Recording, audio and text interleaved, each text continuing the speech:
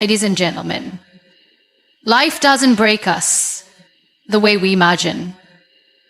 Often, it is not the circumstances, not the hardships, not even the tragedies that truly shatter us. What breaks us, what limits us, what keeps us stuck in places we were meant to grow out of, is the way we think. It's not what happens to us, but what we tell ourselves about what happens to us. Bah, how do you tell yourself you are going to be happy? How do you tell yourself that what happens to us is the silent stories that run through our minds day and night, shaping our identity, controlling our responses, and ultimately dictating the quality of our lives? Not what society thinks, not what fear thinks, but how to actually think. How to think in a way that doesn't betray our soul. How to think in a way that uplifts us instead of tearing us down from within. How to think in a way that aligns with truth, with clarity, with purpose. I've met people who have everything on the outside, beauty, success, applause, yet they are prisoners of their own thoughts. They smile, but inside they're constantly battling voices that say, "You're not good enough. You're not ready. You'll never be more than this." On the other hand, I've met people who have lost everything. Their mobility, their freedom, their so-called normal life, and yet they shine. They radiate strength, they inspire, they rise. And the difference is never in the body, it's always in the mind. Thinking correctly is not about being blindly positive. It is not about pretending everything is okay when it's not.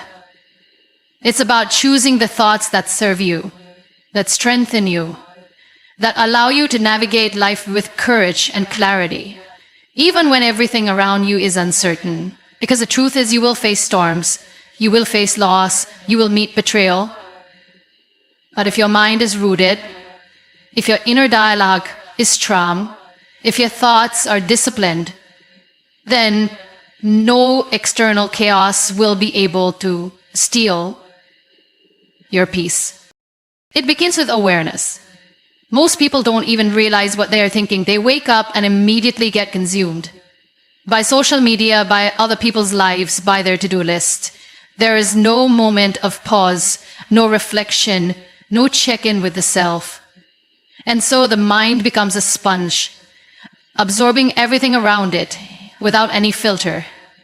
It becomes a battlefield of opinions, comparisons, fears, and doubts. You must learn to be still, to observe your thoughts, to catch them before they catch you.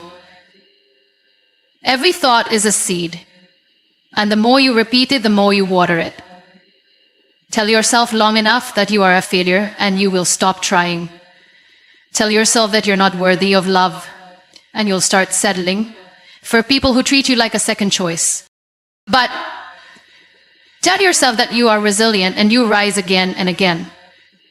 Tell yourself that you are growing and you will begin to see every challenge as a lesson. That's the power of thought. It creates the lens through which you see life. And that lens is everything. Two people can go through the exact same situation and walk away with completely different experiences.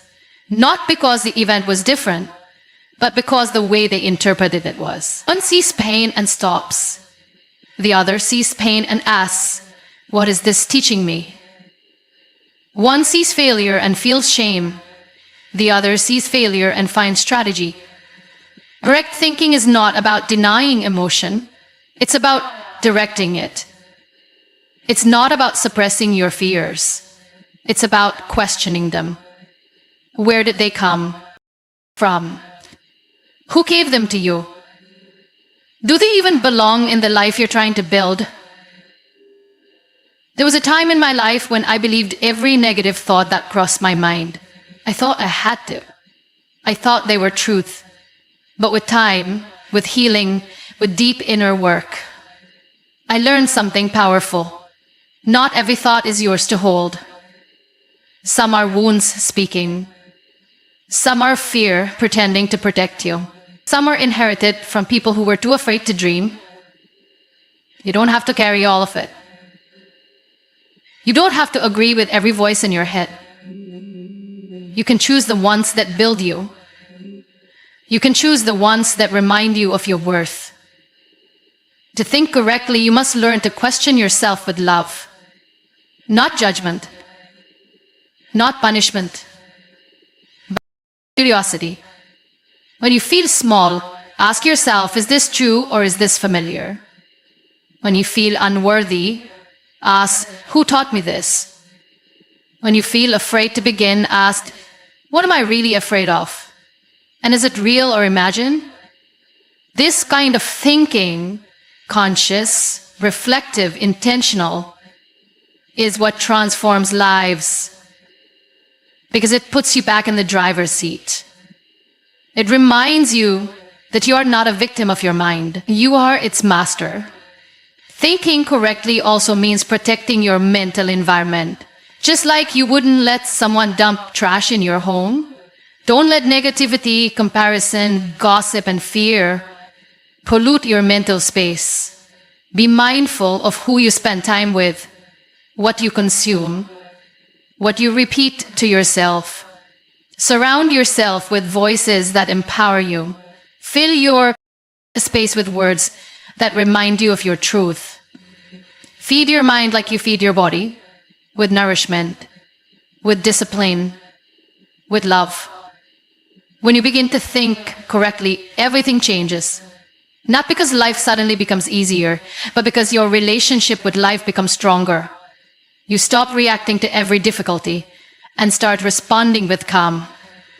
You stop waiting for things to change and start changing the way you show up. You stop living on autopilot and start living on purpose. Correct thinking puts you back in alignment with who you are and where you're meant to go. It is a daily practice. You don't do it once and then you're done. You do it every morning you wake up, every time fear tries to take over, every time your past whispers that you're not enough, and each time you choose again. You choose truth over fear. You choose growth over guilt. You choose presence over panic. That's the power of correct thinking. It doesn't just change your mind, it changes your entire life.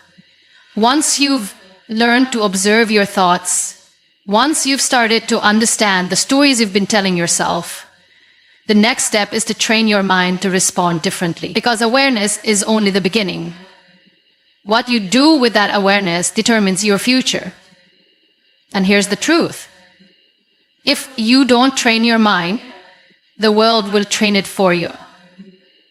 It will teach you to doubt yourself, to fear change, to chase perfection, to compare endlessly, to shrink every time you're meant to rise.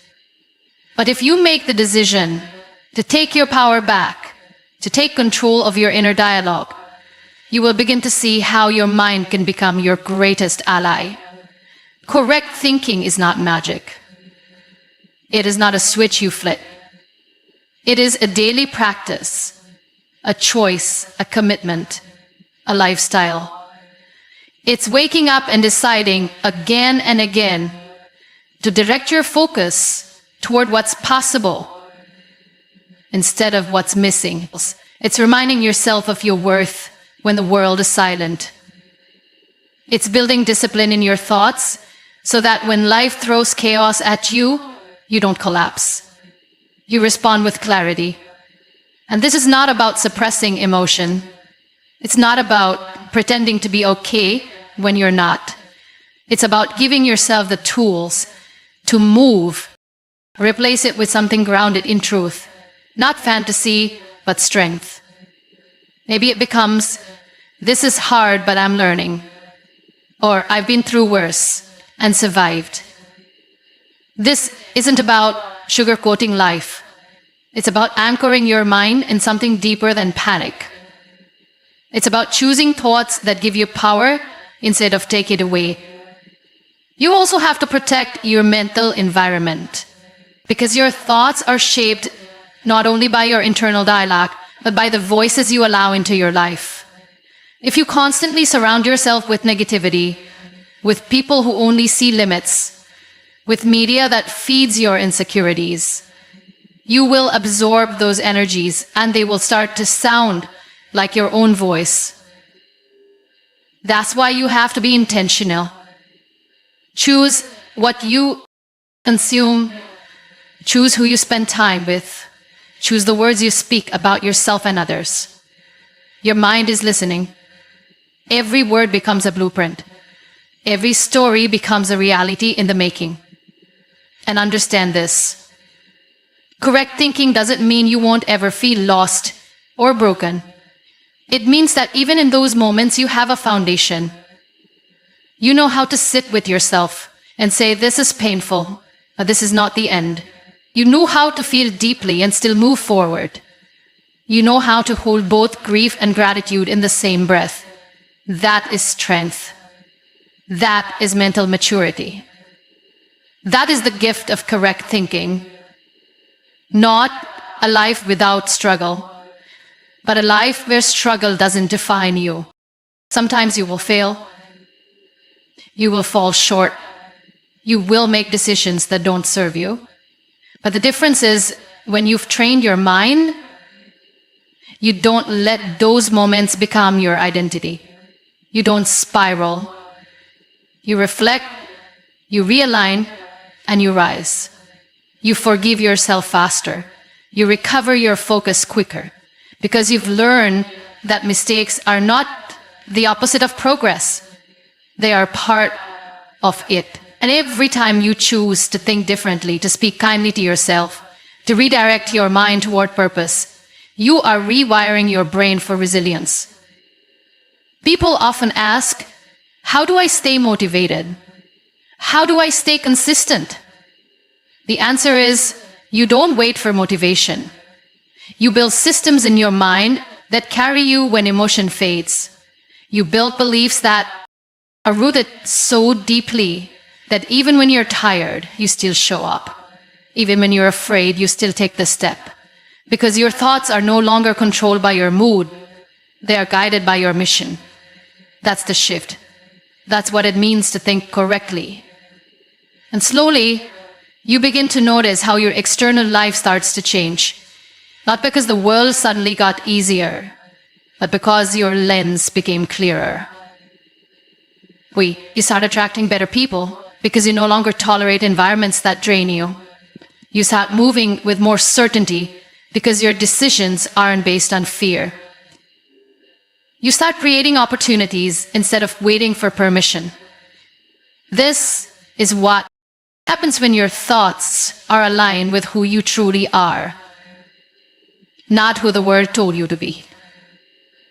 There is a kind of freedom that comes when you no longer believe every negative thought that passes through your mind. When you can say, that's not my truth, and choose something better.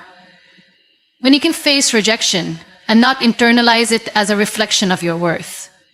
When you can sit with uncertainty and not spiral into anxiety. That's the kind of power that makes you unshakable. Not because life stops testing you, but because you stop crumbling under the pressure. Thinking correctly is about choosing your perspective every single day. It's choosing growth when comfort is easier. It's choosing purpose over ego.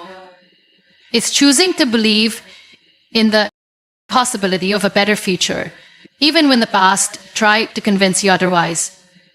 And you don't have to be perfect. You just have to be aware. You just have to be willing. You just have to begin. And when you do, something incredible happens. You begin to trust yourself again. You begin to feel safe in your own mind. You begin to recognize that your thoughts are not your enemy. They are tools.